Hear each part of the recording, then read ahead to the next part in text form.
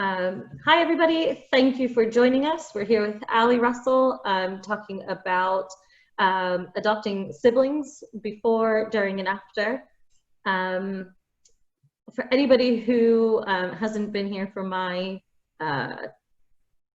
information, whatever I'm trying to say, we'll do, if you have any questions while Ali is speaking, you're welcome to put them in the chat, but we'll do questions at the end. We'll save plenty of time at the end for questions. And then if there's anything that you want, if you have a question that you want to ask directly yourself, feel free to just put, I'd like to ask a question, and then I can unmute you, and then you can speak with Ali yourself. Right, but I'm going to hand over to you now, Ali. So I'm going to make you host, and I am going to hide myself, stop my video. There we go. And I'm going to put myself on mute now, and then you can take it away. All right? Thank you. Oh, I can see my face. Brilliant. So hello. So yeah, I'm Ali, mum of two, and in 2015 we were approved as adopters, and then we decided we were approved for one child. We only thought we wanted one at the time, and then we started the matching process. And I don't know where you are in your stage of the journey, but when we started seeing children's profiles and things, there was a lot of sibling groups. There were sibling groups of 2, 3, sometimes more than that. And actually we just decided to think about things in a different way, really, and to keep an open mind. And that's one of the things that I think is really important if you're beginning the journey. When they ask you questions, they basically ask you kind of how many children you like, a boy or girl, what age, that kind of thing. And I think it's really important to keep an open mind, because if you're anything like me, you can see a photo of a brother and sister on a swing set and completely change what you've been thinking for the last 12 months now. So if I'm completely honest, it was seeing the picture and the video of the children that started to change our minds. It was about 3 weeks after we've been approved as adopters, and you go on Linkmaker. I don't know if you're aware of Linkmaker, but go on Linkmaker and we saw their profile, and there was a video, and it was the first kind of video that had been attached to a profile that we saw. And Tegan, my daughter, she was on the swing, and she was just this chubby thing, and Thomas was pushing her on the swing, and I don't know, I just felt that instant connection, which I kind of read a lot about and heard people say about, but to be honest, I was a bit like, I don't know really if you'll get that, but I definitely did. And then we sort of made a connection with the social worker, but an email came back basically saying that they'd been possibly matched with another family. So we kind of started looking at other children, went back again to looking at adopting the one child, and then, because we'd seen them, it had opened our mind to siblings. We started to think about what were the pros and cons for children. Sounds awful, but okay, thinking with our heart and thinking with our head. So thinking with our heart, we thought we wouldn't have to go through the adoption process again, which, it was okay, but as you may know, it is quite grueling. Also that we would be keeping a sibling group together, and that they'd have each other as well. But then, and other children came up, but none that we really, have that sort of same sort of instant connection. Anyway, not to plug Adoption UK too much, but for 3 or 4 months later, we got our Adoption UK magazine through. We opened up the magazine, and there they were, like centre spread, like in the magazine, like different photos to the ones we'd seen before. So, I mean, I went nuts. I went nuts. I'm quite an expressive person anyway, and I just couldn't believe it. So I rang my husband and I said that, this is meant to be. They're in Adoption UK and they don't have mum tab. I think with their mum tab. So yeah, the rest was, it went really quickly. That was probably late February, early March time, and then they moved in June 2016. When we did, obviously we had to sort of change the way we were thinking about doing. So when for introductions, when the match was approved, and then you have to do like photo books and things like that. So we had to think very much about the difference in age of the children, and what would be appropriate for one might not be appropriate for the other. So for Tegan, she was 18 months. So we got her one of those little, I think it's Lamar's, it's a butterfly, and you can like lift the flaps up. So we had pictures of me, Phil, and my mum, who I'll talk about in a bit because she lives with us. And we had a cat at the time, so we put the cat in there. And then for Thomas, we had like a talking photo album.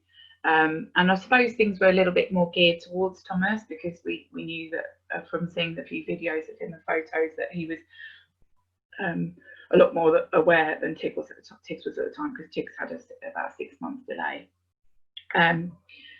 So that was all thing, and then it came to the introductions, and yeah, I mean, I could talk about that all day, so I don't want to listen about siblings, but I just wanted to sort of build the picture.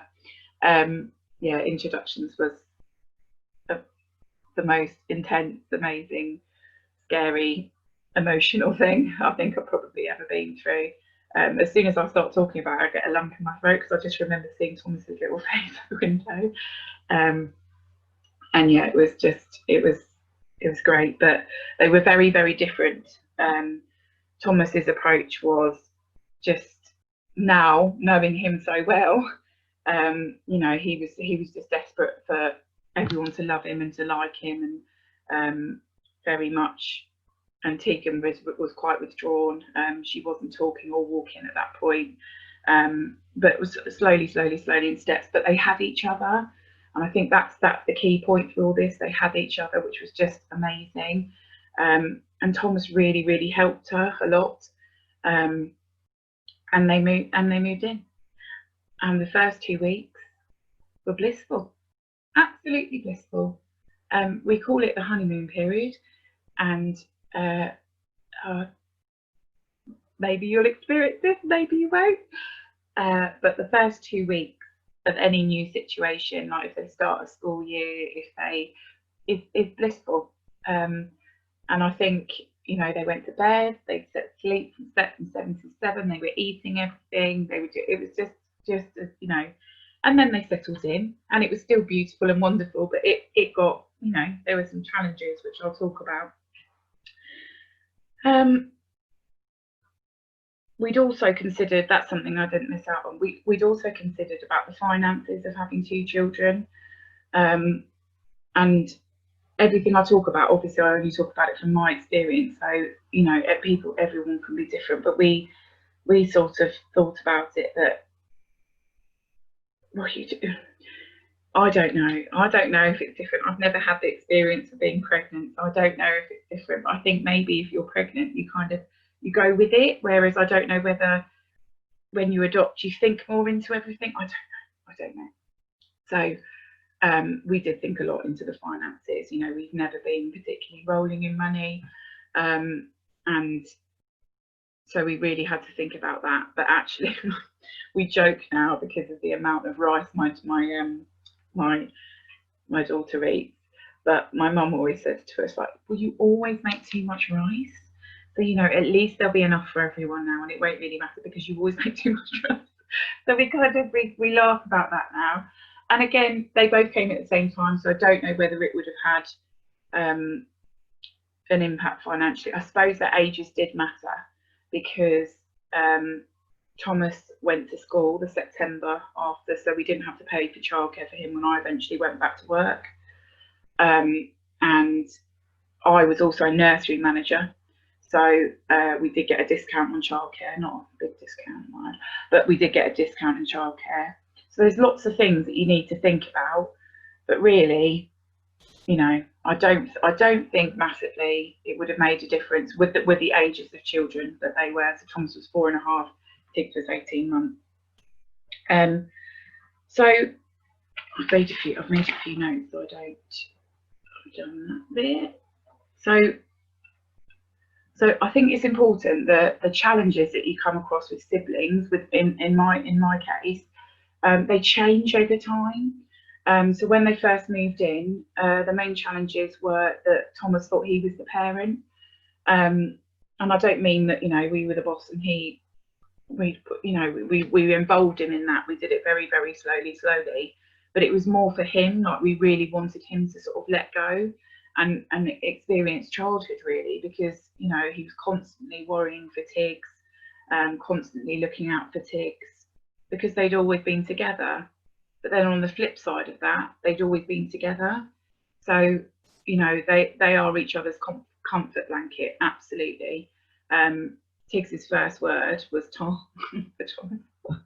Emotional talking about this. Her first word was Tom, and they are both each other's like absolutely favourite person. They don't like to be without each other. And then sometimes when they're with each other, they don't like to be with each other either. So it can be quite difficult. But Thomas has always had levels of anxiety, and he would get really anxious if she wasn't around. And we didn't really notice that too much at the beginning, because if Thomas went to school, then we kind of walked Thomas to school. Tiggs was there with me when I picked him up. We were all together at the weekends and things like that. So it didn't really become apparent until she started to get a little bit older. But the protectiveness and the really sometimes stopping us from doing what we needed to do with her was quite difficult. And on reflection as well, and this is something that my husband and I have had attachment therapy through Bernardo's, and this is something we've kind of like discussed in the therapy and afterwards, and it's a hard thing to sort of admit to, really, because it's never nice to sort of think about maybe where you made mistakes as a parent. But we thought Thomas was not old, but Tiggs was a baby. She was 18 months, but she was really developmentally and physically 12 months. And Thomas was 4.5, and he just seemed so much older. But looking back, and I remember when Tiggs was, his kind of age when he moved in, although she's more advanced with him in many ways, she's catching up kind of thing. I'll talk about that a bit. She's catching up with him. We suddenly thought to ourselves, my goodness, he was just so little. So I think, hindsight's a wonderful thing, but I think, like, from my experience, and hopefully passing a bit of my experience on to you guys, is if you did adopt siblings and there is quite an age gap,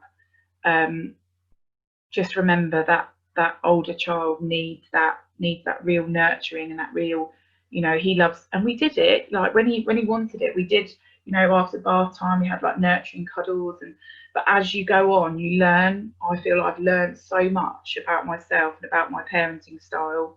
There wasn't really much therapeutic parenting in our training to be adopters. I've learned a lot about that as I've gone on.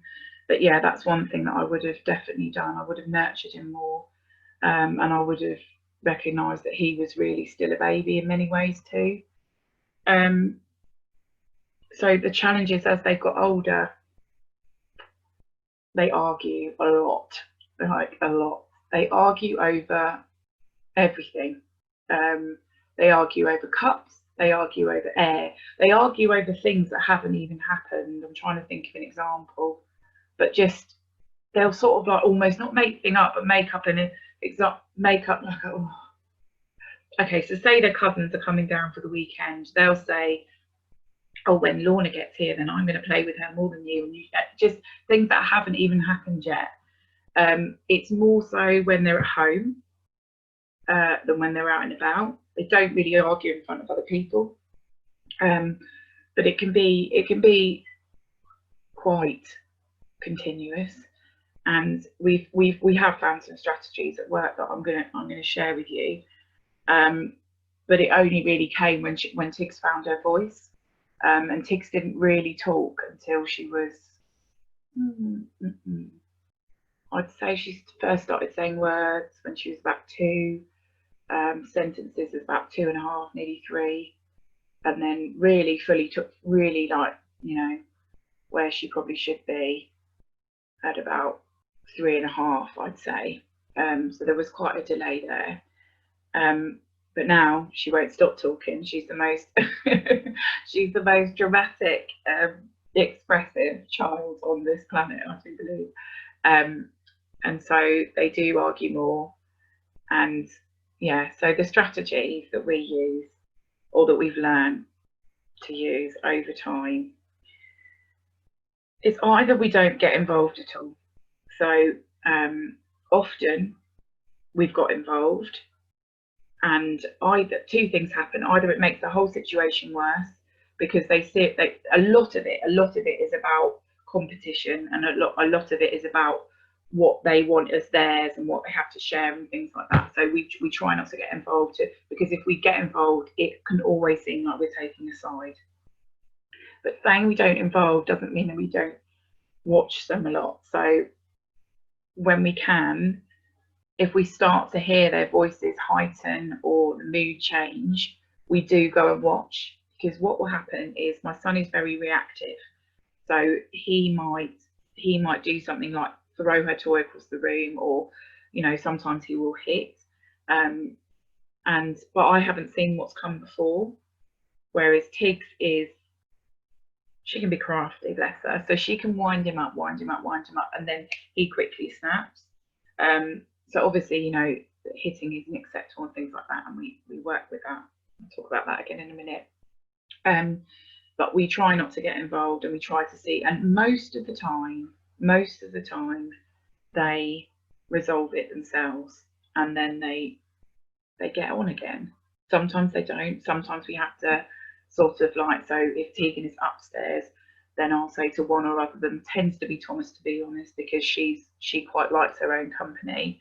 I'll say to Thomas, oh, come downstairs, come and help me with something, just to sort of divide really and give them each a little bit of space. We try to do peaceful resolution, so we try to say there's no point while they're having an argument, but afterwards, or if we see something happening. So say for example, Thomas has a thing where he needs to so she'll be playing with a toy, and he'll say, can I look at that? But okay, so this is the toy, this calculator is the toy, and he'll say, can I look at that? But his way of saying, can I look at that, is, can I look at that? And takes it off her. So then she gets upset because he's come over and things. So normally that doesn't escalate in a massive thing, but I've talked to Tiggs around Thomas and without Thomas as well, like giving her like a few scenarios and things better. And I've said, look, Tiggs, like when he asks to look at something, he actually needs to hold it to look at it. So when he wants, if you say yes to him looking at something, you need to think whether you're willing to let him hold it as well. And also I speak to him and say, you know, why don't you go and say to Tiggs, oh, I really need to, can I look at that? Can I just hold it for a minute? And slowly, you know, it doesn't happen overnight.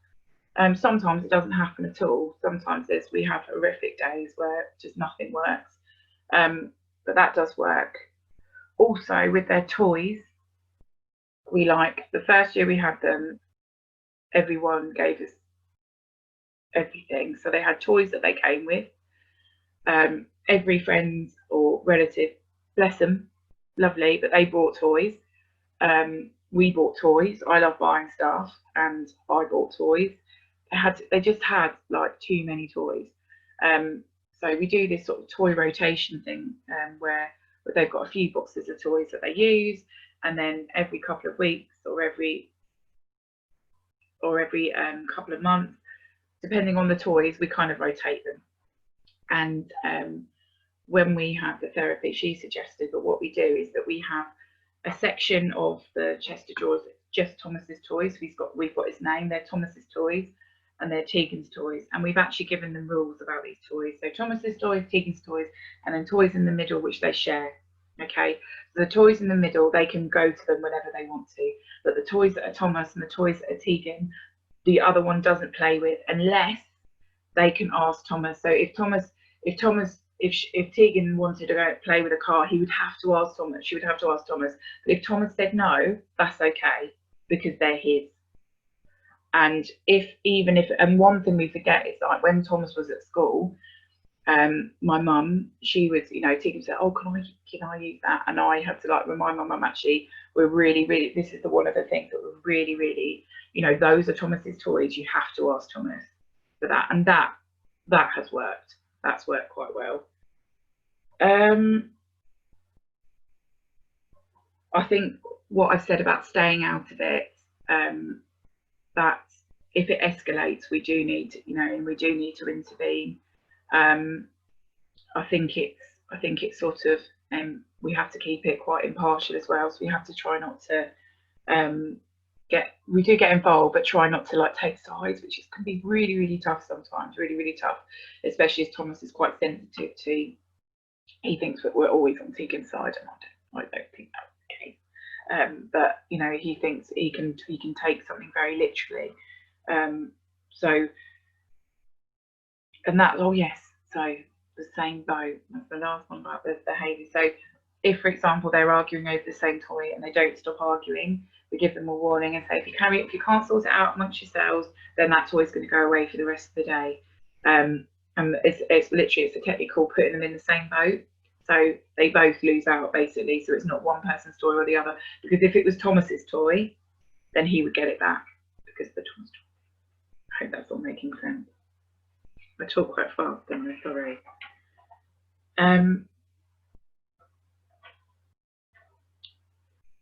Other challenges. I suppose it's just recognising that the children are different. They've got similarities and they've got differences.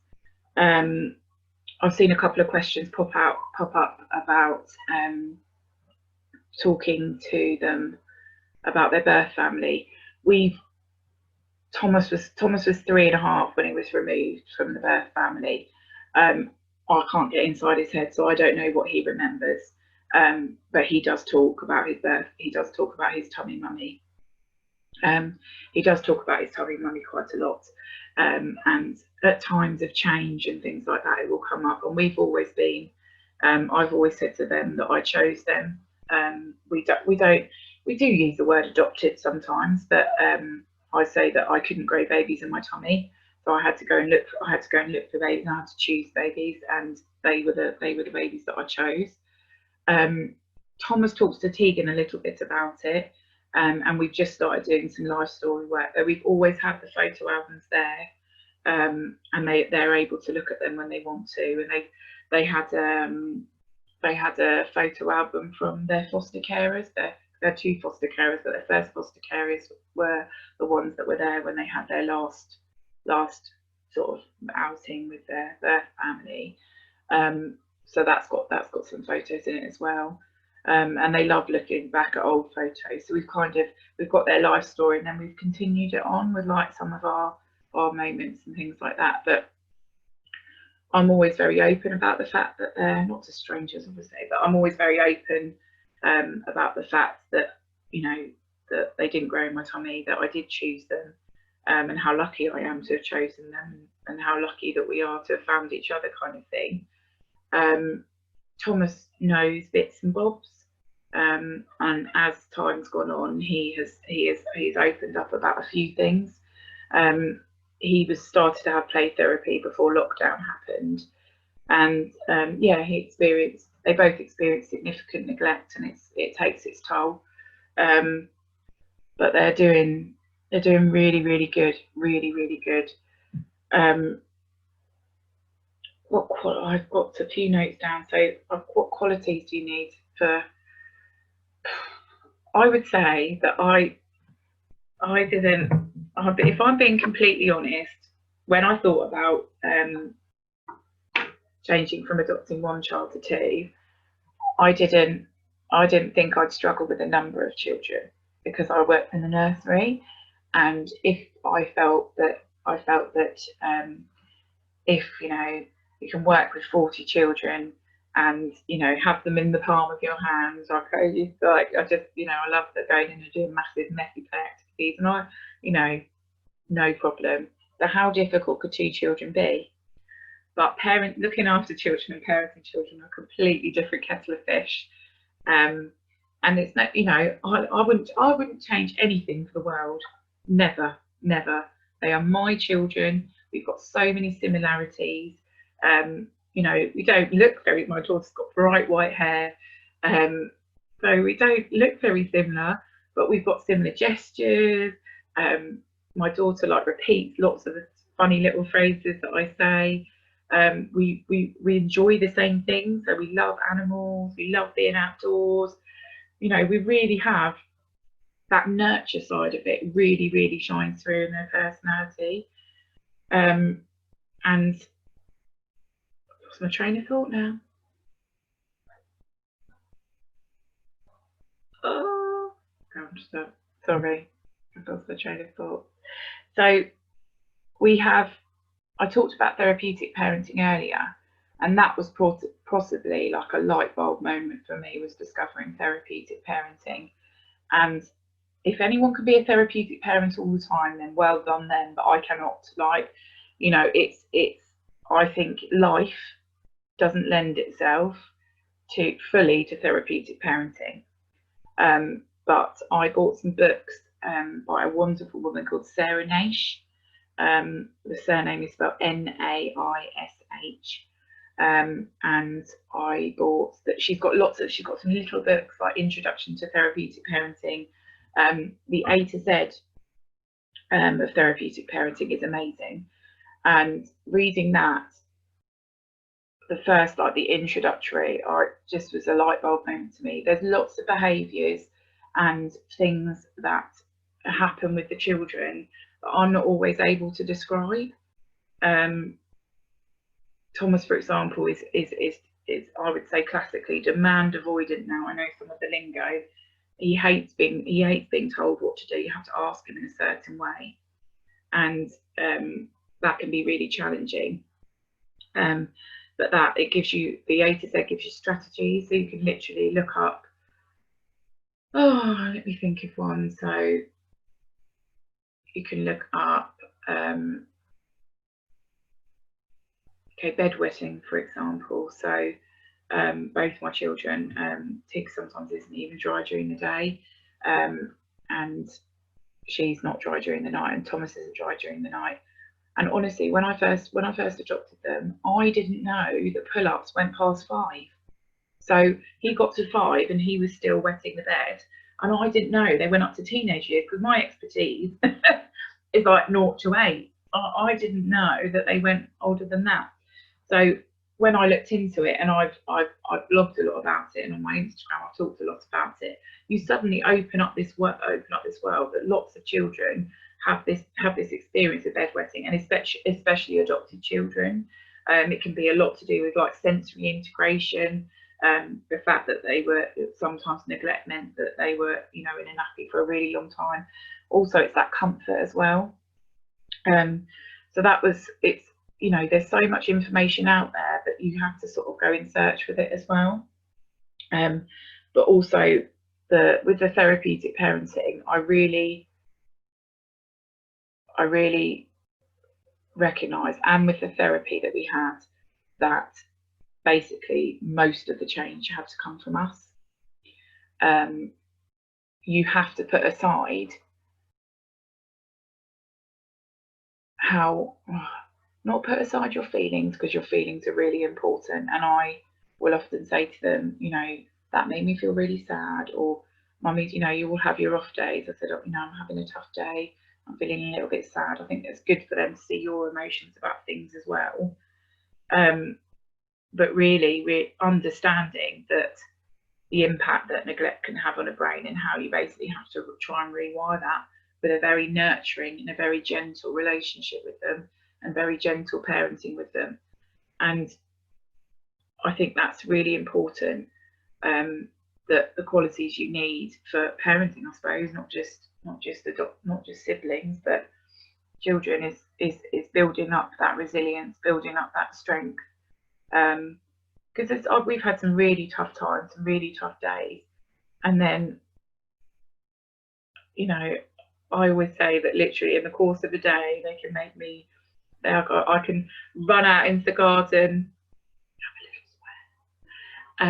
you know, a little scream, then come back in, and one of them will do the most cutest things in the world, and I'm absolutely puppy again.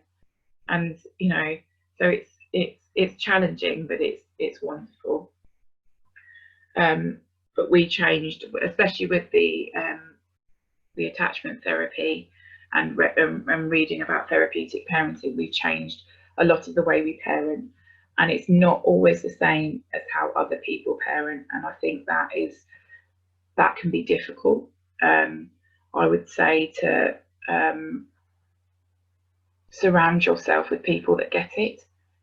I've got, like, my friends and family are all amazing, like they do. I'm very, very lucky, but you need a really good support network. You need, we've all got, I mean, I'm lucky to have two friends that literally I can say anything to them and I know that there's absolutely no judgment at all, and they do get it. And I think we didn't, because we adopted through a private agency. We didn't have that local authority connection. So I know a lot of adopters have said that on their training they've met other adopters and they speak to them. They've got like WhatsApp groups. We never had that. We never had other adopters. So I found that through Instagram, which is why I love it so much, because the adoption community on there is amazing. But to have those people that kind of get it, and to recognise that you don't have to parent the same way as everyone else, even another adoptive parent. You've got to find your own groove. You've got to find your own way of doing things. You know, I know probably in my heart of hearts, the best thing for my children would be is if I didn't work, they were home educated, and I was with them the whole time. But I love my job. B, you know, school, we will find them a really nice school if they don't stay at their current one. And C, you've got to look after yourself as well. And I think there's a perception that these children have experienced so much, and they have, and that's not to be forgotten. But they need you as much as you need them, and vice versa. And they need you to be strong, and they need you to have that resilience. And so I think if you're on that adoption path, that support network is really thinking about how you can have that time away from them, which we really struggle with. You know, we don't, especially with obviously lockdown, it's impossible, isn't it?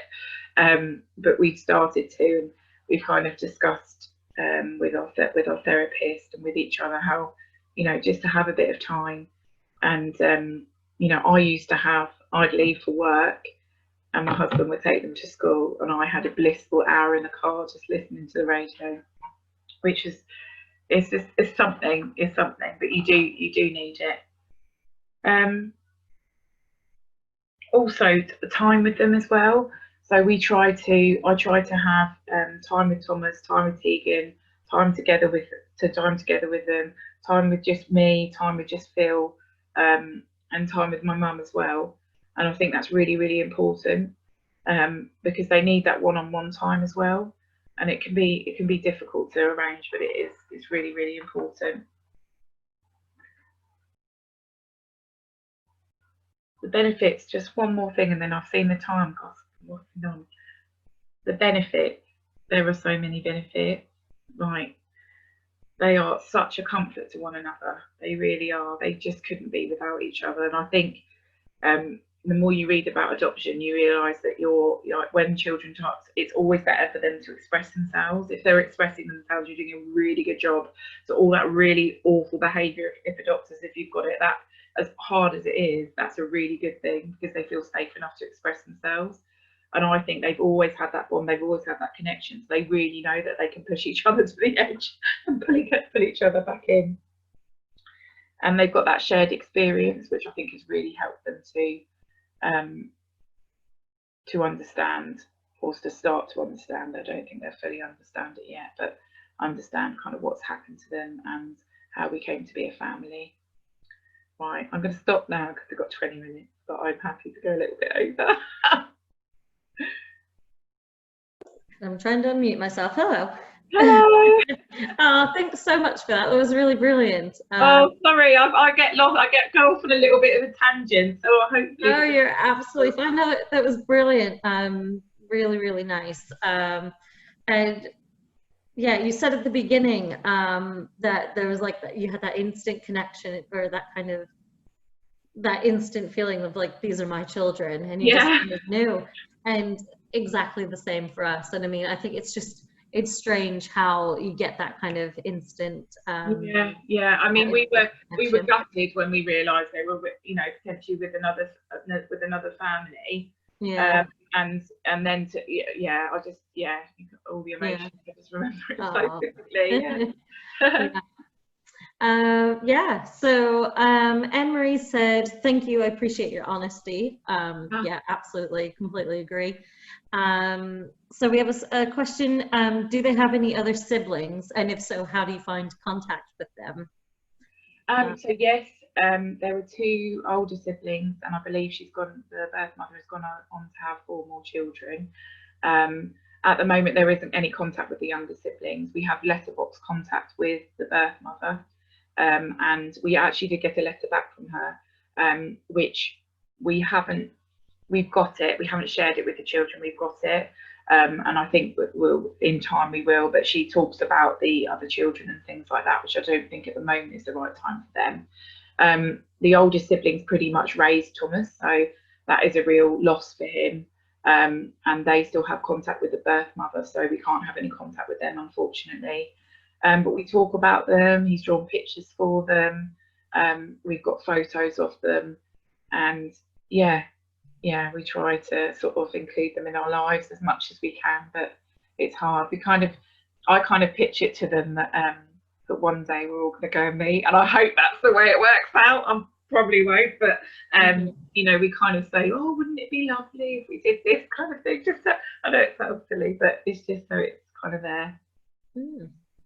Yeah, absolutely. That's not really nice. I don't know if I do apologize if you've mentioned it earlier, but up in where Sarah asked about birth family and speaking to, does he ask about them or anything? She said, do you have to explain to them that they're adopted, or at least as Thomas, does he already understand it? I've had to have Tiggs has kind of like said about her growing in my tummy and things like that, and I'll be honest, I wish I could just said, yes, you did, my darling, because it would have been but you know, you can't. You respecting some kind of that thing. So Thomas, yes, he does know, and we talk about it. I wish in a way that we kind of had that link with other adopters, which is something I'm going to work on when because we've just moved over to our local authority now where we live. So because I think it would be really nice for them to interact with other adopted children as well. But yeah, we just kind of have. My mum said to me today, she said, if you talk about one thing, talk about that, because that's the way you do it. It's really good. You don't always blow your own trumpet things, but we just kind of weave it in. We haven't really got any books because I feel the books, maybe people have found the books. I might write my own book because I find books are a little bit, I don't know. We just don't go with the books, but I'm sure there are some amazing ones. If anyone's found them, let me know. Yeah. I don't know of any. It's all sorts of about what happened prior, but there's never. I mean, you can't really, obviously, in a children's book, talk about neglect or different abuse. I know, but it's all. I don't know. It's all, to me, it seems a bit sort of sometimes the American version of adoption, where you know they're foundlings, or, you know, the mother's kind of decided that it's not the right time. Yeah. Whereas in England, it tends to be slightly different. Yeah, it is absolutely. So we've had, what's your advice to, what would your advice be to a solo adopter who wanted to adopt siblings?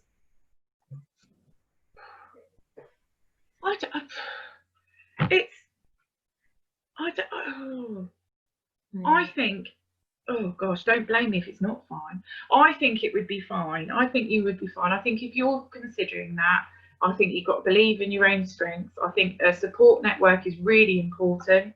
I mean, as you go through the adoption process, they will really unpick that with you, because obviously, you know, there's two children, the financial side. They would, you know, they would really discuss that with you and see if that is a viable option. But you know, my mum lives with us, so we're sort of a different family network, and you know, I think as long as you've got a strong network, I would just say with everything, just really think about it, really. But I'm a go with your heart person. If it wasn't for my husband, we could have well have adopted 5 children. Absolutely.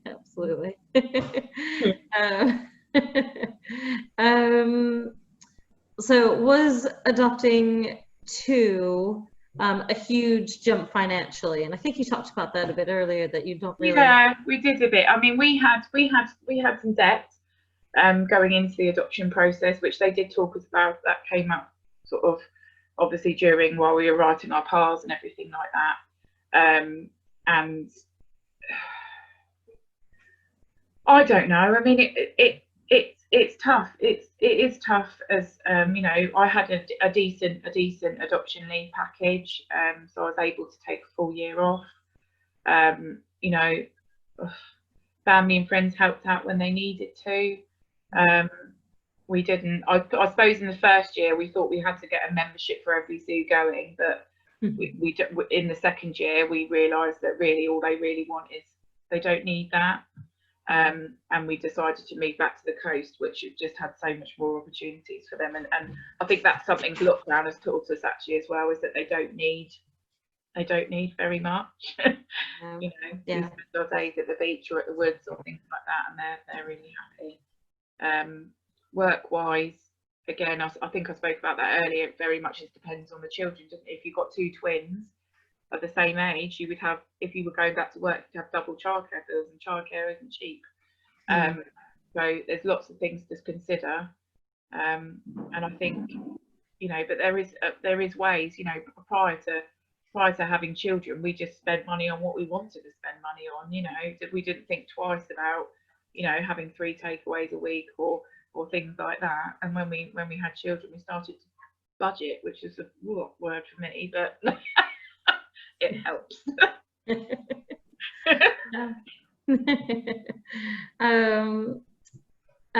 Lisa says, we're about to adopt a 1-year-old and a 3-year-old. The matching panel will want us to highlight how we'd parent them. How did you answer that question at panel? Did you have that question? How did you answer it? Yeah. I mean, at the time, I probably would have said, you know, positive, lots of positive praise, positive parenting, kind of like with my nursery hat on. Now I know more about therapeutic parenting. I would say have a little read up about that, just and consciously parenting as well. So really understanding, you know, obviously you'll have loads of information about what they've experienced and things like that. And just I think there's an expectation. I know I had that of myself, that I had to be totally perfect. I was going to give up drinking. I was going to lose weight. I was going to, you know, be this all singing, all dancing, perfect person. And you can't. It's not maintainable. You know, the first time I shouted at the children, I cried for about 3 hours. And no, shouting at your children doesn't help. It doesn't work. It's not the best technique. But we're only human. Don't say that to the panel, obviously, shout your children, but I do think read about therapeutic parenting, and just, I think they're looking for that you recognise that there will have been an impact, or maybe an impact in the future, and how your parenting might have to change, how you'll have to change as a person to meet those children's needs. Absolutely. I think as well as just probably understanding that you can't parent your children the way that your parents parented you. Oh yeah, that's massive actually. That's so key. Yeah. Oh, PACE as well. That's really good. I can never remember what it stands for, but that's looking at that model, and and thinking in that terminology and things. But yeah, that's absolutely key, isn't it? Like, I mean, I didn't have a relationship with my dad. He was left in a bit of a waste of space. And my mum was a fantastic mum, and she was a single mum. She raised us both on our own. And you know, she was a very good mum, very good parenting. But you know, even she says, "No, oh my goodness, I wouldn't sit on the floor and play with you like that when you were a child." It just, I don't think people understood as much as we do now, which is probably a blessing and a curse, isn't it? But you know, it's they basically need your time. Most that cures most things really, which sometimes gets difficult, but yeah. And PACE, you touched on it, stands yeah, for playfulness, acceptance, curiosity, and empathy. that's the Trying one. to respond back to your children with either playfulness, acceptance, curiosity, or empathy. Yeah. Look into that. If you're on Instagram, the Adoption UK Instagram account shared this amazing, a little sort of diagram of the PACE approach, which is really, you could screenshot it and have that. It was really useful for me. See if I can find it and add it to the yeah to the chat. Yeah. Oh, I've got so many coming in. Sorry.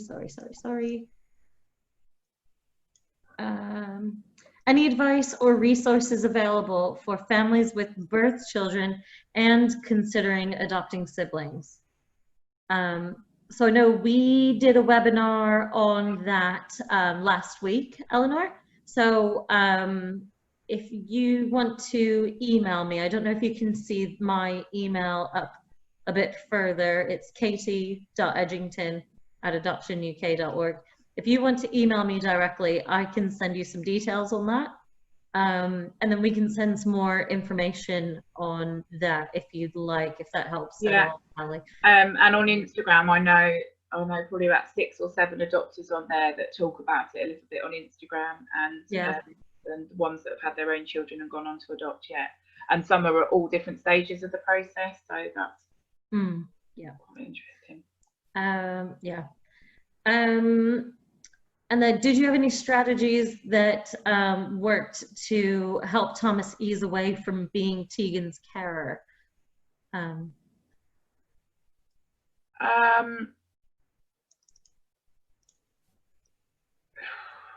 to think back. So it was more, so sometimes he would just sort of stand and observe, so watch what she was doing rather than play himself. So we'd always kind of join in that play. So we get, if we're doing messy play, we would be doing messy play as well, and really sort of encouraging him to join in. We didn't sort of, you know, we wouldn't have never sort of totally stripped it away from him. So we sort of had some jobs that he could help with, and some jobs that were mummy and daddy's jobs, and actually kind of labelled it for him so it was a bit clearer for him. And time, I suppose, as he learned to trust us, then it started. I think that was probably the biggest thing, that as soon as he knew that, which takes time, you know, I think there's still moments, bless him, where his brain goes back to fight or flight and he doesn't know who he can trust. But he, once he started to really trust us a few months in, then it did slowly get easier, and he sort of joined in more and got more playful and kind of forgot himself, which was lovely to see. I love that. I love the tasks that he can help with, and then labeling which ones are your tasks. That's and we've always used words like that it's not safe. So he would just literally go. He was not funny at all, but he would literally just go into the kitchen and get a knife out the drawer, like he didn't really think anything of it. And to chop up a vegetable. So we would say, you know, there's certain drawers that you can't go in without mummy or daddy being there, and then obviously there was a natural consequence that he wouldn't then help with preparing dinner and things like that because he hadn't asked. So it's about having those boundaries and but understanding kind of where the behaviour comes from as well, which takes time. And then even on behaviours, so for behaviours like competing or grabbing or throwing toys, has Thomas been diagnosed with anything specific, or is it, Do you think it's No, more normal behavior for no. his? So he's at the moment we're looking for an EHCP plan. So we're in the process. Everything's going a bit slow because of lockdown. He is being assessed for ADHD, autism, and attachment disorder. Um, it's really tricky with Thomas because if you met him when he's with other people, like we've been with family this week, the family came down this weekend and we've seen them, you wouldn't, and I hate the word normal child, but you wouldn't really see any difference really. He is the kindest, sweetest, most caring, gorgeous boy. But at school he really struggles. He really struggles, and I think that is, I'll be completely honest, the education system in this country does not suit just putting it out there. It's really hard, and you have to really find the best school. And I think when we moved down, we went for the school that was at the top of our road, that I'd been to, that my husband had been to, and you know, retrospectively, we should have searched a bit harder and found a more holistic school, a more therapeutic school. So, and then at home, it's more around, you know, if his sister is around, although they can get on very well, sometimes it is that sort of attachment and that sort of attention deficit thing where he just struggles with a bit. But lockdown has really suited him, and he has come on in leaps and bounds. I mean, I've had, because he went to school in the September, this is the longest time that I've ever spent with him like this, and I've seen him blossom actually, and just really be in touch a lot more with his feelings about things. And yeah, so we're not sure at the moment on whether he's got additional needs, but he definitely has additional needs anyway with the schooling, because he finds it very difficult to be in the classroom, which is, yeah, but we're sorting it, and it's not the end of the world. We're getting through. We have another question about introductions with family and friends. So how did you find introducing them to your family and friends, and how long did you wait to phase them in as well? Right, how long did we wait? Our social worker was quite, she said, you know, the family are going to be part of their lives, so don't wait too long, kind of thing.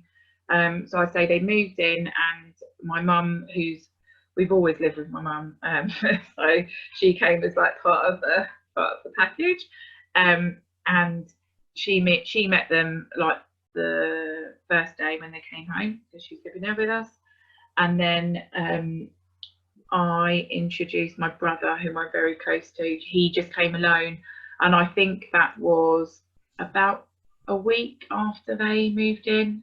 We met them out at the park, and then slowly but surely we kind of introduced them to people, you know, the other set of grandparents and cousins, and it all kind of went absolutely fine. We made sure that a lot of it was on our sort of home turf, if you'd say, or you know, local places to us. We didn't go away with them for quite a long time. When was the first time? Probably 6 to 9 months after, I'd say. And yeah, no, it was fine. It was fine. Thomas is very easy with people. Like he's the best person to take to a party because he just gets on with everybody. Tiggs, I've always said with Tiggs, she's got like a 4-person rule. If there's more than 4 people, then she prefers her own company. But she just takes a little bit of time to warm up to people. But no, and they've just embraced them totally. My brother and his wife were actually pregnant. Like they gave birth to their first child in the September after the children came in. So that was intense actually. It was kind of like we were on the adoption process, they were on the pregnancy process, and yeah, that threesome. But I've got a really good relationship with my brother, and I found that that I thought that people were treating him differently because they knew there was a baby coming, and they knew it was all going to work out and it was going to be absolutely fine, and buying them presents and stuff. And I thought, well, you know, we've potentially matched with these children, but no one, do you know what I mean? It was just different. But actually my brother and I like had a big conversation about it, and they said, you know, you and my husband Phil and my mum have been part of that process for you know, a year and a half now, and John, my brother, obviously is really close to us, so he was a bit part of it as well. But the outer perimeters of our family and friends, they hadn't been part of that intense process. So to them, you know, something could go wrong. Whereas, you know, when you're growing a baby, it's yeah, but it's just interesting really, and looking back on how I dealt with things and stuff. But you live and learn, don't you? Mm. What kind of reactions did you get from people when you told them you were adopting 2 children rather than 1 child? Do you think it was any different to adopting just 1 child? No, I don't think so. I think they probably would have been a little bit worried about the finances. And I think with my mum living with us, I think some family members have always worried that it might be a bit too much for her. But you know, she's all right. So, but no, not really. No one sort of vocalised it. I think if they had had a serious issue with it, well, I don't think I'd have listened, because I like to make my own mind up. But I think they would have said something. Yeah. You've got a lot of Instagram fans on here, which is amazing. Hi guys. Sarah even said, thank you for your honesty. We were proof for siblings in waiting. Same age as yours. I got emotional with you this evening, and I love following you on Insta. I will be calling on you when we have our children. Yeah, so yeah, looking forward to that, which is brilliant. Yeah, I just thought I'd throw that nice little bit in there. And then Sean also said your Insta account is fab, by the way. So yeah. Well, you're everyone. Sorry, but like I think Instagram, the adoption community on there has been an absolute lifeline to me. I've made lifelong friends, people I haven't met, and I have chats about the children, and I totally trust them and their opinion. And with schooling and things like that, a couple of the ladies on there, I mean, I'm getting goosebumps just actually. What's your Insta handle? It's I'm.winging.it.2. So I'm dot winging it. I'm.winging.it.2. I don't think there's a dot at the end of 2. Oh, okay, I'm winging it too, with all the dots in the middle. Yeah, I'll write it down. I've added it to the chat, so everybody there on the chat room. Yeah, that's so funny. Yeah, I completely agree. I love following you on Instagram. Thanks. And we've started doing on a Sunday, and Adoption UK, their Instagram is a host of it as well, and another lady, like Adoption Social Sunday. So each week there's a new topic, and it's brilliant. Like the conversations that go on, and the people at all different stages of the process just really sharing their experiences and stuff. It's really what my Instagram account's all about. So yeah, so head over to Instagram if you're not already on there. Yeah, I'll go through some more questions if you're okay with that. Yeah, no, it's fine. So I apologize, I had a good one. You mentioned you hadn't realized what it would be looking after 2 children despite being used to far more at work. Can you say a bit more about that, or how that felt? So how did it feel to, sorry Steph, I'm going to try to assume that this is what it is. How did it feel to realize that having your 2 own children is far different to having, you know, however many kids that you're looking after?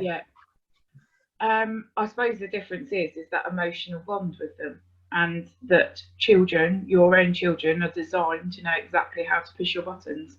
And I had you know, I do feel that I'm an incredibly patient person, and so when I felt them, I hate even saying it now, I hate even saying that my children can annoy me, but if they annoyed me, or if they were unruly, or, you know, I had certain situations like when Thomas settled in, and, you know, he had a few quite major outbursts, which is, you know, it's fine, he's been through so much, and I handled it really well, but I just didn't know it would be like that. I suppose I just didn't know, and and just the, I suppose the, oh gosh, I always think that it sounds really bad from that you don't realise that it. Well, I did realise, because obviously they're with us forever and it's day in, day out, but that sort of, you know, things are quite repetitive. I mean, they're wonderful, but they are quite repetitive, and you can't really imagine what it's like. And not all the bad things, it's amazing, but you can't really imagine what it's like until you're doing it, until you're in it. And the emotion, I mean, the emotions of adopting children, those, the introduction, the waiting for the match, and then once the match is approved and it all goes pretty quickly, you know, it's intense. It's really intense. And I've learned a lot about myself. I've learned a lot about my mental health. I've learned a lot about being more mindful as a person and a parent. And looking back now, it was totally and utterly like a whirlwind. And because I had this, I put myself on a pedestal that I couldn't do anything wrong, because basically I felt in my heart that if I did something, if I didn't parent in the perfect way, that I was somehow reminding them of their past or something. I mean, it, you know, and I think recognizing that and talking about that and realizing that, you know, no one gets it right all the time. And that's the thing about Instagram, you know, a lot of, if you people, you've got to choose who you follow on there, and not worry that, because it's, life isn't perfect, is it? And some people just show their best bits, which is great. I do too, but it's not always perfect, and you have really bad days and really good days. So have I answered the question? I do go off on a tangent, sorry. That sounds about right to me. I agree, so it sounds right to me. We have another one about sleeping arrangements. So do they have their own bedrooms? Right. And what was the views of the social workers around sleeping arrangements? So when we lived in Luton, so I moved up there for work from where we're living now, and we were renting a house, and they had their own bedroom, but they shared a bedroom with their foster carer. So when they moved in, they shared a bedroom. And then after a little bit of time, before I realised that I was going to change my job and move to the Kent Coast, they had their own bedroom. When we moved down to Kent, but that's when the adoption had all gone through, they now share a bedroom at the moment. And it was our plan to have an extension this summer, but then lockdown happened. So in an ideal world, they would have their own bedroom now, if I'm completely honest. We do, it's fine, we manage bedtime's okay. But I think for that time with just us and things like that, having their own bedroom is fine. But I completely understand. I think it would have been an issue if they didn't have their own bedroom, adopting two. I know that you have to have a separate bedroom for them, but you know, once they're yours, they're yours. So yeah. Real. And then about Thomas and Tegan, does Thomas tell Tegan about birth mom? Does he share any of the memories, or what does he tell Tegan about anything about their life before being taken into care, or before even they were moved in to your home? Just turn on. I don't know if that one. Sorry, is that better with the light on or off? Either way, I think it's, yeah. Still seeing it. Oh, sorry. That's better. So he does talk a little bit about it sometimes, but not really memories. I'm not quite sure what he remembers and how accurate the memories are, if I'm honest. I trust, it's not that I don't trust him, but I trust the memories more, that when he says he's hungry, and I think his brain remembers more, but he doesn't consciously remember things. He often makes up stories, which I know are made up, because I'll say he loves me telling him stories about when I was a little girl. And then if I say, oh, I had a hamster and the hamster did this, he would make up a story about having a hamster and how it ate through all the carpet and things. But I don't, at the moment, I don't say, oh, well, you didn't have a hamster, because I think that's his way of trying to kind of like connect it all up. But yeah, To be honest, he talks about her most of the time. If he starts to talk about her, it's either at night, which I do think sometimes is because he doesn't want me to go. He wants me to be with him, and he knows. I know that sounds really harsh again, but he knows if he says, "Oh, I'm thinking about my tummy mummy," that I instantly go into super mum. Oh, should we lie down and chat about it, kind of thing. And I wouldn't ever say, "Oh, let's not talk about it now because it's bedtime." But obviously we're sort of gentle with how we talk about it. In the back of the car, so it tends to be when our head's sort of facing that way that he'll start randomly saying something. But again, sometimes he might just say that he misses her. Sometimes he says that he misses his sisters. And then sometimes he'll say something that's really quite, he said once about that when he got hungry, like he had a pain in his tummy, and that he remembered feeling that, which, oh, right, yeah, I have to literally. And I know all this stuff, but when they say it, it's like, yeah. But he's having play therapy, and I also think as well sometimes I overthink everything, but I sometimes think he maybe doesn't say stuff because he doesn't want to hurt my feelings. Because sometimes he says stuff and he says, "But I love you the most in the world. You're the best mummy in the world, better than any other mummy in the world." And I say to him, "But you've got me, and you did have your tummy mummy, and I'm really thankful to your tummy mummy, because if she didn't have you, then I wouldn't have." So you kind of just, yeah, but it's hard to, and I'm quite an emotional person. So you know, sometimes when he learned to ride a bike, I never thought he'd learn to ride a bike, honestly. I'd almost given up. And this year he did, and I was literally just standing on the green where we live, just sobbing. And he's like, "Oh, Mum," and I was like, "Yeah, I can't." I think that's the best part about being an adoptive parent, is all the small things like that feel so much more profound. Yeah, and more, honestly, it's like the night that Tiggs may not be dry until she's a teenager. There's a possible chance of this, but the night that I'll be like, but then you don't want to overdo it either, do you? So it's there, yeah. Yeah. Oh. A question about parenting. So do you find that you have to parent them differently, or your approach to managing each child, do you feel like you have to do it differently for each child? And how do you manage it if you do? Less so now, I suppose, as they're getting a bit older, and we are, I suppose, like I was talking about before, that reflection on the fact that Thomas actually was really little when we got him, and we just thought he was quite, because he was starting school, that he was quite big. And just when she was a baby, obviously, you know, she didn't really need sort of parenting. Well, obviously parenting, we were gentle with her and things like that, but I always said to actually nursery parents of children that came to the nursery that everything a child does up until they're about 2 and 2.5 is really funny and really cute, and then suddenly at 2 and 2.5 they're expected to know rules, boundaries, you know, say please and thank you, do all these wonderful things, but it's you know, they're learning so much that it's kind of like a really difficult for them as well.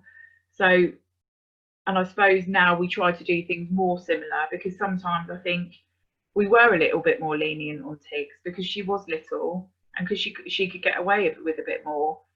So we've had to really reflect on that and notice that they're different. Like I said earlier, Thomas is very reactive, and Tiggs is more like the wind-up merchant. She's slyer. She reminds me of me when I was little, actually. She's quite canny. So she'll wind him up, and then he'll pop. But you don't often see the winding up because she does it really subtly. So yeah, so at the moment they have similar consequences, I would say. Like I've got an IGTV video actually, so we do the, sorry, I'm going off on a thing, but we do the basket approach basically. So in the top basket you have like maybe just 1 or 2 behaviours that are the ones that you're working on at the moment. Then on the smallest basket you'll have everything that you're just not going to worry about, you kind of let that go. And then the middle basket is the kind of negotiable behaviours. So sorry to excuse my language, but no, I don't have to use bad language. Thomas swearing at someone, as in like a, you know, like an insult at someone, that's in our top basket. and him hitting his sister is in our top basket. So that's something that there is always a consequence for. Although I've struggled with consequences sometimes with our children because nothing seems to really work. But those are things that have a definite consequence. The negotiable stuff tends to be, so a negotiable thing for us is swearing, because if we've asked him to do something or we've encouraged him to do something and he goes and does it, but he says the F word while he's doing it, he is still going to do the task. So we let that go. But yeah, we change things a lot, to be honest. We one thing works for a little while and then you have to change it up, and I don't know, I suppose that's where someone that's had their own child and then going on to adopt, maybe that's something experience you could share, because I don't know what it's like to have their children and whether it's a similar experience. I suppose with some of my friends' children, they say yes, it has, but then sometimes things like rewards and things like that help with. They just don't work with mine at all. They just don't. It creates competition, and they're like, we've tried it once and it was disastrous, really. We have a question from Amy. We're adopting a set of 2 siblings and met them for the first time today. Congratulations. Very exciting. Any advice for managing introductions with siblings? I would say go at the children's pace. It was very different. Thomas and Tiggs were very, very different. Tiggs was very slowly. She was very attached to the foster carer, and it was very, very gentle with her. Whereas Thomas was completely in your face, wanted to play football with Dad, called me Mummy and Daddy, told us he loved us within the first 10 minutes, and it was like, whoo. So they were very different, and Thomas led everything. So we, like, after the first, you kind of meet for an hour, don't you, and then it kind of builds up. And we were constantly talking with our social worker and talking it through. So we made time to spend with one another. So Phil would play football with Thomas, and I would sit with Tiggs by the sand tray and just kind of like just play alongside her, kind of thing. And oh, she put her hand on my hand while we were playing in the sand. And yeah, so it's just really, really gently, you know, listen to the foster carer really, and see what they say about things. But just although I've been talking about things for this whole hour and a bit, like, there isn't any set way to do things. I think you're at this point in your journey because everyone thinks that you're going to be the best parents for these children. So I think trust your gut as well. I think that's really important. Oops, sorry, I muted myself because my chinchillas are making so much noise. Got a chinchilla. Just like animals. We have a good question. Was your marriage challenged at all when the children came to join you? No, I think no. We don't have much time together, which is something that we really need to work on. But we get on with. We've always enjoyed our own space, and so that. No, it would just be lovely to spend a couple, an evening once a month with him. But especially with lockdown and things like that, so it's just really important to make that time, because the weeks go by so quickly, and it's easy to think, oh well, I need to do this, I need to do that, but you do need to spend time together. But no, we're so different, me and my husband. He is like the most amazing builder thing. So during lockdown, he's made us a hot tub. Powered by like a wood burning hot tub. He's made the children a playhouse when we moved down. Like, he's the most practical genius in the world, and he says I'll bring the entertainment, but we're quite different, but we really sort of work well together. And I think for him, he's struggled. He is the most laid back, like, loveliest, chilled person. But the children have really brought out a different side of him. They've really tested him.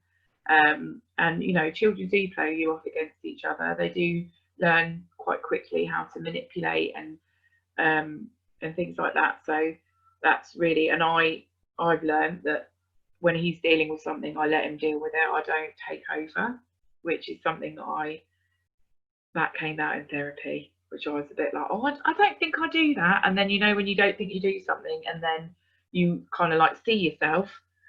And yeah, I definitely did. And it wasn't really that I didn't think he could deal with it. I just thought maybe, no, I did really. I thought I was probably better. But that's not the truth. That's not the truth. He's very good at doing it. It's just you pick your moments, don't you, and you have conversations about it. But no, we are still in love.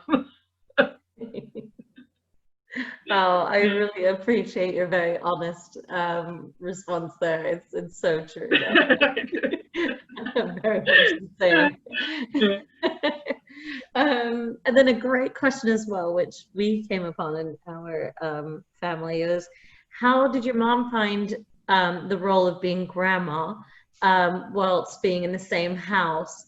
And also, how did you distinguish her role as grandma against your role as mom? How did you differentiate and make it clear to the children? Yeah, I think that's probably something that is one of the negatives to us all living together. To be honest, that there's 3 adults in the house, and I think sometimes that's difficult for the children. And we've really worked on how we're on the same page. And you know, I will tell my mum, quite frankly, you know, I love her to bits, but sometimes, you know, if one of our boundaries, you know, that if it doesn't, that she knows kind of like that that's what we set, and we kind of communicate with each other quite well about that. I suppose she's always been there from the beginning. She's been, you know, she's granny. We've always done, you know, apart from the occasional night we've gone out, you know, we always do like the parenting, the routine stuff. So we always get them up in the morning. We always put them to bed at night. She never does that. And they've never asked for her to do that. I think that you know, you can kind of see they're very, very close. But they also can be a bit harsh to her, like when our backs are turned as well. So that's something that we have to watch out for. I don't know, because I've just never had it. I've never had any differently to kind of consider it really like that. They just know her as Gran, really. And I think, you know, we've always been really open and honest about, you know, obviously 3 adults living in a house, you're bound to occasionally rub each other. You know, I'm ridiculously untidy, and probably more untidy than the children sometimes, and that drives her bonkers. But she knows, you know, that I do my bit with, you know, I do all the bills and obviously the parenting and things like that. It just kind of works. And you know, I've had quite a lot of health issues when I was younger, so there probably is a little bit of codependency there, not going to lie. But it works for us. It works for us. And, you know, I don't think there is really any. I think for her, you know, that grandma role where they can come to your house and you give them a bit too much sugar, and then kind of the responsibility is back on you. I don't know if that's always the case, because she's there. So I don't know really. I worry that it's more the noise levels I worry about for her, really. They can be loud. But so far so good, and we've always been honest that if it wasn't working, and as she gets older and things, that we try and, you know, find a different way if we needed to. Were both of you on board for siblings straight away, or did one of you take longer to convince than the other? And if so, no, I mean, I think I've always been kind of like, I kind of like probably make more of the decisions, if I'm being completely honest. But no, Phil was totally on board. When I saw the children and I sort of went to him and showed them to him, then we started talking about it. But kind of like that image of them was just always in our brains, really. And we did sit down and talk about it, about, you know, like I mentioned, the finances of it. And you know, I'd always wanted more than one child, and you know, I think for him as well, he found, as you can tell, I'm a massive talker, and he is not such a big talker. And so the adoption process of like delving into past and things like that, I think he found that quite, he was brilliant at it actually, he was amazing, but that sort of talking like that, he found that quite difficult. So I think for him, not having to do that process again was probably one of the big factors as well. Brilliant. Oh, and Dan said he's heading off, but reconfirmed their desire to go for siblings. That's excellent. That's, you know, if we do this for anything, it's that. That's really brilliant. Yeah, thanks for joining. And then Louisa just said, I bet it's really strange not knowing certain things about your children's childhood. Yeah, how do you feel? I mean, we do know a lot. I mean, we know what's in court reports and things like that, which I don't know. Again, I can only say from our experiences, the information that we got was very extensive. But obviously, you don't know everything because, you know, that's what people have seen and people have reported and conversations that they have with people after the event. So no, it's you know, it's so difficult, isn't it? Because I think I'd have loved to have found them earlier, but then they might not have been then. So it's you know, obviously I wouldn't have wanted them in that environment for that long, especially Thomas. But then we wouldn't have. I think it's an impossible thing to think, because if they didn't have those experiences, they wouldn't be them. But neither would I want any child to experience what they experience. So it's difficult, and we're just sort of, you know, work on it together. And I think that's really key. Is when we moved, probably that's when things really sort of kicked off with Thomas. And you know, I went through a really, really difficult time thinking, oh my goodness, you know, I've been legally approved to be their mum, and now I'm running back to the agency to ask for support. But that support is out there, and it's there, and it's amazing. So never feel that you failed them, because actually it's I now see it as an absolute strength in my character for not letting things fester, and not, you know, because it comes and goes with him. It's not always there. And it's and asking for help is one of the best things that I've done. And I think it's, you know, I am going to blow my own trumpet. I think it was very brave, because it's not something that comes easily for me, asking for help. Oh, I thought I was on mute. No, you have to, you know, sometimes we do have to blow our own trumpet, and take a moment to stand in awe at, you know, what we've done and how far we've come. Yeah. Yeah, definitely. So yeah, I think that's all the questions we have. I don't know if anybody else has anything. Thank you for staying a bit later. Appreciate it. Fine. I've enjoyed it. I know I go off in a bit of a Oh,